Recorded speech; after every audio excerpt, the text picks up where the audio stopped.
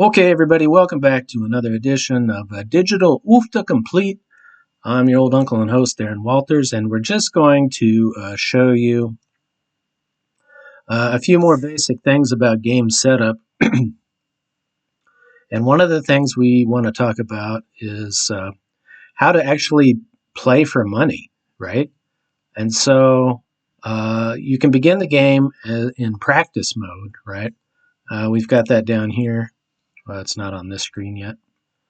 But it's a $9.58 registration fee. Okay, and so you have options up here in the virtual wallet. You can go 2 games that are $18.85, so a small discount, and then 5 games, which is a little bit deeper discount. 5 games that get you $46.65. Okay.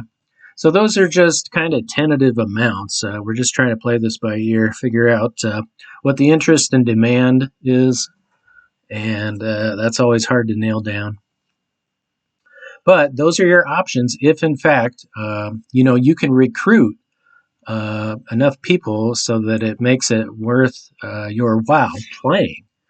Okay, and so there's a little bit of recruitment going on because the more people that play the game, the bigger the prize pool will become. And so if you win a game, talk about the ultimate thrill, right? But competition can be stiff and fierce, right? So there's that. Anyway, so we're going to go ahead and begin, and this time we're going to play 3 different bots, let's say. Let's try Olivia. She's a level 2 player. Let's go with Ali. He's level 4. And Irina is level 7. So we've got a good mix of people there. All right, and so we'll go ahead and get started. We're going to keep it on individual role play, and we're going to stay in practice mode. I don't have endless cash to throw at this, so all of my games are in free practice mode. And so here we go. We're going to go ahead and start the game. And probably turn down the music a little bit. Okay, so in this session of UFTA, I wanted to explain to you that we've made a lot of accommodations for people with disabilities here. Now, what I don't have is I'm afraid I just don't have a Braille copy of UFTA. I'm not sure what that would entail, and I'm pretty sure that would be more expensive than the regular game. Okay, but we do, of course, everybody's included in UFTA. There's nobody left behind or left out or left standing or whatever you want to, whatever the case may be. We're trying to cast the largest net and the greatest umbrella here. So if you happen to be dyslexic, let's say, there are accommodations in UFTA for that. We've got 3 different font styles that are accommodating, right? Accommodating you if you have a certain disability. Then we've got text size. We've got an adjuster, so if you're like me and your eyes are pretty old, they can't see very well, then you can definitely bump up the text size for larger print. Okay. So there's another advantage, or another feature rather. We've got motor and physical access issues. We've got larger buttons and tap targets for eye tracking, right? If you have struggles with that. Or we've also got something, I don't understand this feature because I've never used it, but it's one switch and sip and puff assist. Okay? So you'll just have, I don't know what the disability is that's associated with that, but I'm sure whatever it is, we're making life easier for people. We're trying our best. For vision and clarity, you have low vision. It helps with low vision and color vision problems. The crop names appear as text labels when colorblind mode is on, right? So we've got high contrast user interface, colorblind friendly crop labels. We've got reduced motion or less animation. Cognitive and focus. We've got simple phrase banner during play. I don't know what that means. Show suggested actions list as well. So we have a whole range of features and options that, if you're friends and family with somebody who has struggles with some disabilities, we're here to accommodate you, okay? And we just wanted to make that clear because I intend to play everyone on the planet some Ufta, okay? I don't care who you are. I want to play. All right, so we're going to go ahead and click out of here. So next, we're just going to go ahead and start playing the game, and we'll see what happens. Hopefully we don't get hung up. I've tried to work out all the kinks and bugs, but, that's a never-ending process. That could just go on forever. So we do want a little bit of music, though. And you know why? Because I wrote it all. All right, no, just kidding. You can, with Ufta, the idea is to take your favorite friends, favorite people, favorite music, favorite food, and combine that all into a slice of heaven, or whatever you want, whatever the case may be, right? For you and your family. All right, so we're going to go with disc starting out. Got Vetch and Rye. Now, I also want to mention that one feature that's prominent in Ufta is the idea of evolving crops. The more adversities and obstacles and strains that these particular crops suffer, what they can do is they can start to acquire characteristics that will evolve and help them strive in the face of those adversities, develop genetic traits. If you remember your school days, we want to develop traits that overcome these adversities and obstacles, right? And so what you can do is if you hover the mouse over the title on the field, it'll tell you the field harvest history. That's not what we want. Let's try that again. It's going to give you a detailed version of... it should give you a detailed version of what crops can be grown on that field. And so far I'm not seeing it, so maybe I'm doing something wrong.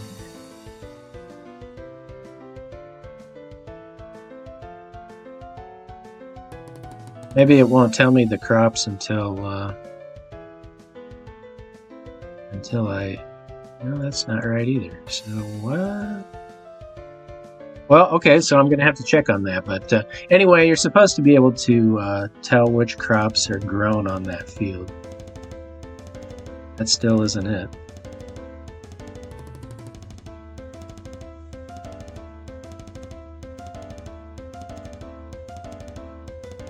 All right, so there we go. We've got the right screen. It tells me right up here at the top, it says Vetch and Rye grows beans, corn, and radishes. Okay, any crop can be planted on any harrowed field. So that's really new and exciting, right? You can, in order to score an Ufta, you really need to keep track of planting the crops on the right fields and then cultivating them and making sure that they're ripe at the right time during the growing season. Okay, that's a big deal. You'll score more points, at least in fictional Ufta. I don't, in real life you probably don't do that. But thank God for fiction, right? Because what's that old saying? Jack and Jill are all work and no play make Jack and Jill a dull boy, or something like that. Anyway, so we've spiced things up. We've got the Ufta. All right, so now we're going to plant. What should we plant? Let's go with chard. It's a big money maker. We'll plant some chard. End our turn. Okay, so now I have a little graphic, a little window that pops up telling me whose turn it is, and I don't even remember. I don't even remember coding that, so it's very interesting.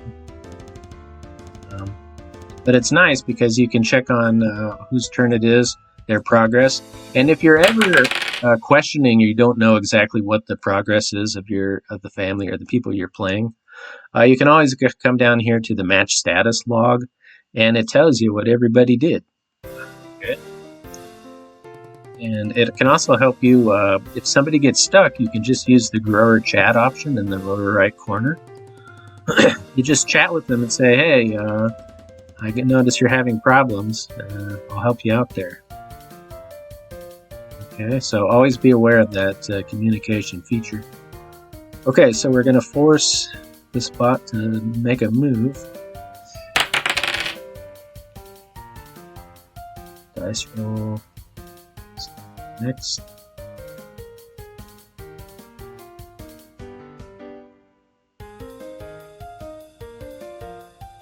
Roll the dice. I roll a 2.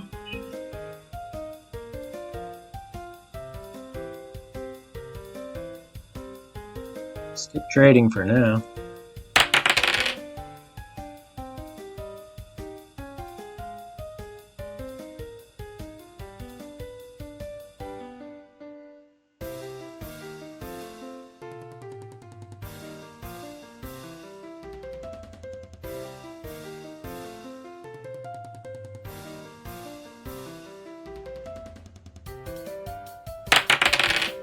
Alright, so now we're going to roll dice. We'll just move the crops. Now it's Olivia's turn. I hear she's pretty good, so you never know. Never underestimate, kids. Or, you never know when you're dealing with a polymath or some sort of little genius of some sort. Okay, Elie's turn. We're going to skip trading for now. So long.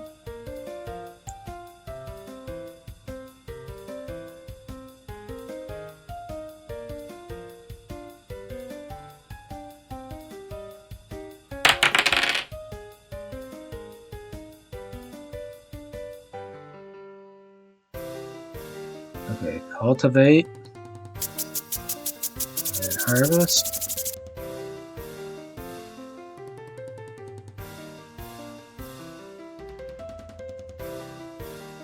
Get rid of cucumbers.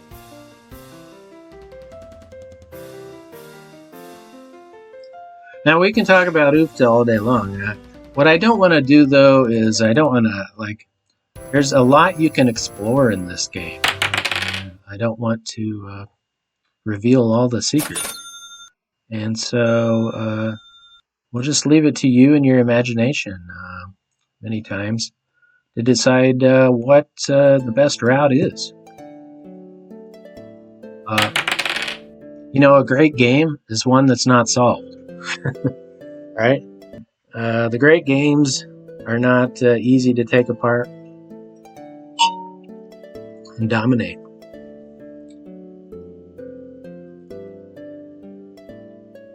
Skip trading.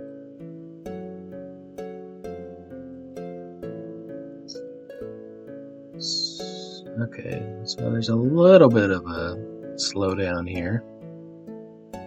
Again, I'm not an expert in game development or software development or anything like that.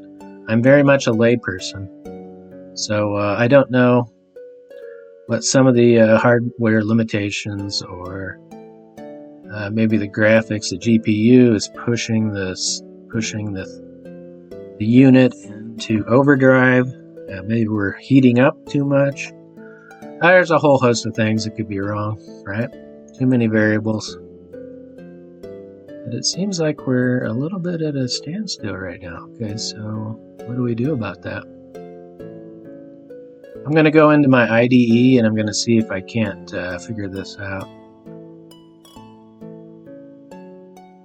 Okay, so I'm going to see what we did last. If you're ever in this position trying to debug or decode or something, What you do is you go into the match status and you see what happened last.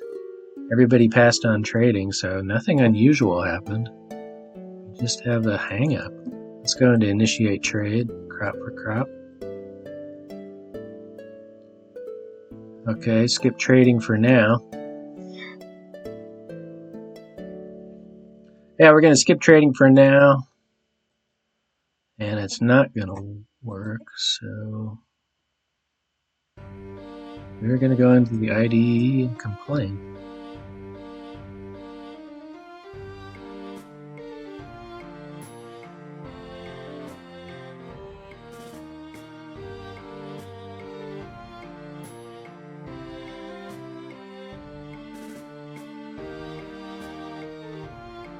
There's a cursor.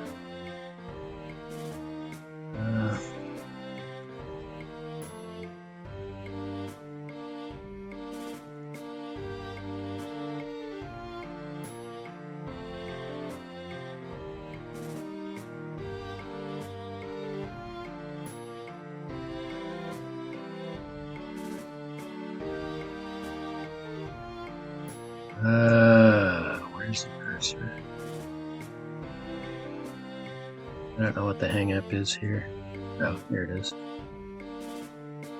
Okay, I don't think you can see this on your screen. It's probably gone black on the wider screen, but we're going to test this thing.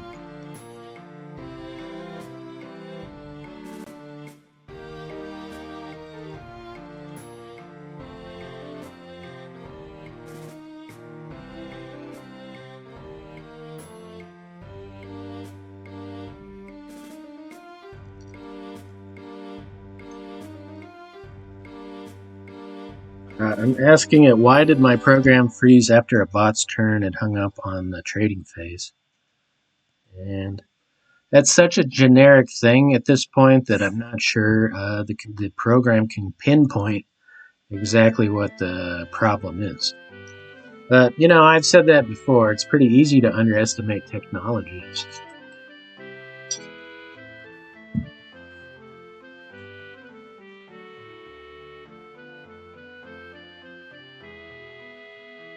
So it's inspecting it right now. I'm going to return to the screen and see if we can figure it out. Oh, we're still stuck. And so that's kind of like, I don't want this situation to happen to anybody that might be consuming UFTA. And so I guess there's more to debug. But I don't know, I've been at this for a while, and I do get worn down. You know, frustrated with technology. It definitely has its... well, I don't have any hair left. Any progress I make, I just pull the hair out, I guess. No, that's not right. What happened is I just got old, and you know how it is with guys. You just, you know, you're a threat to go bald later in life. Well, that's what happened to me, because that's just the way of nature. Nature wins, in case anybody's uncertain on that front. You're going to die. Better have a plan. Well, my plan is UFTA. Quality time with your family and friends.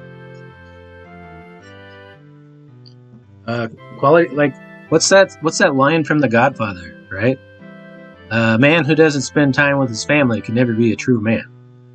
I don't know why a gangster movie from the 70s is telling us how to live, but you know, there's a lot in The Godfather that rings true, and so obviously a little more dramatic than most of our lives, by a pinch. But you know what I'm getting at: the ambition, the drive, the passing on of responsibility to future generations, passing the mantle, stepping aside maybe as the older generation and letting the younger ones step in and take control, right? Because who doesn't struggle with control issues, right? Everybody does. And UFTA is my way of controlling things. I obviously have no control over whatsoever. Such as your mortality, right? And you can't give the eulogy at your own funeral, so you gotta have somebody else around to do it. That's kind of how that goes. So hopefully, I can connect with younger generations a little bit and say, hey, this is really worthwhile doing. It's kind of gets at meaning and purpose and a whole range of healthy things to do. Okay, so right now we're still, I put this IDE to work and it's still going and it's still thinking. So once again, turning to robots and machines and computers to do disagreeable work that nobody really wants to do is fine by me. Eliminate slave wages, slave labor, everything, and let the computers do it.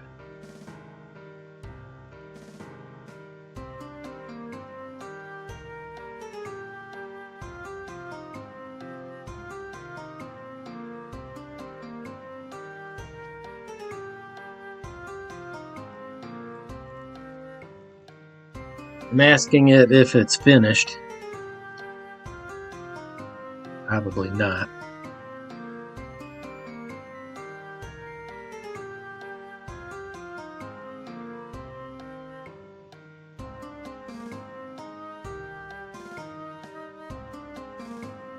Okay, we're going to keep this.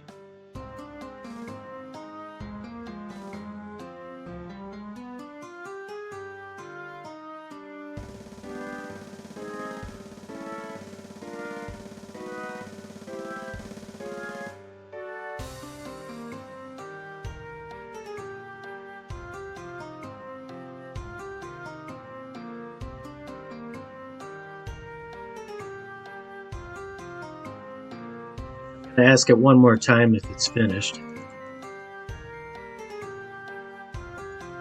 So it's kind of funny, I planned all this out, as most people do. We make plans, and then life happens, right? I planned for this for years. Well, you never know what's going to go wrong or go bad or be a mistake or just not work, right? Okay, it says it's finished, so we're going to go ahead and what we do is we go into GitHub Desktop, and then we look at the changes. We say OK, click a few buttons, then we hit the Push Origin button.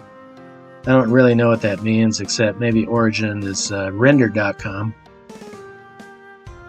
Okay, so everything's up to date there. So now we go into the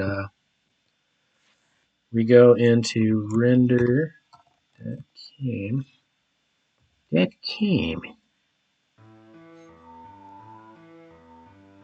And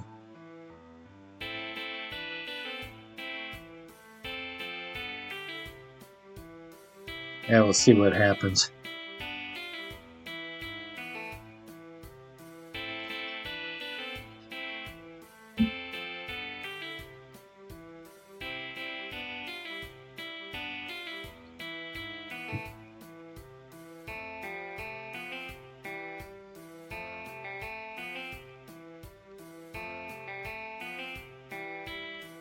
Okay, so I guess while we're waiting for this... Oh wait, here we go. Okay, fastest path to production. We like that. We want the render screen. I'm going to go ahead and click on activation button here. It's going to deploy.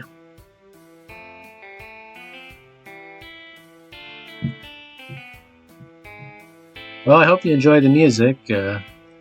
I've got about 5 albums now. It's streamable. Available on Apple, Spotify, whatever the largest platforms are for music. I'm not a professional musician. In high school, I was slightly better at music than some people, and that's the only basis I had. Tried to tried to go into a music program in college and hit a wall. Hit a wall. Too much competition, too many talented people, and the scariness of student loans barreling down my neck. So yeah, I got a little scared. But eventually I did pay off all that student loan debt. So there is hope if you're a graduate.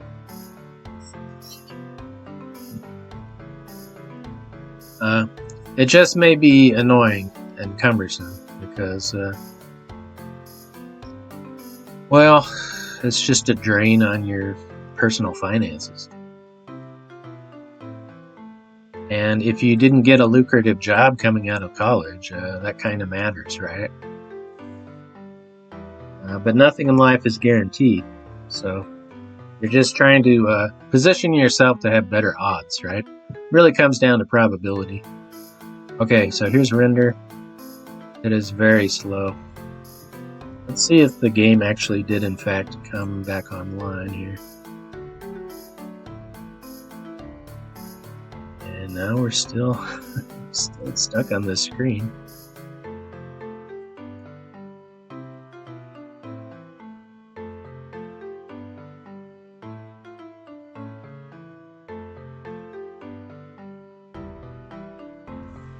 Okay.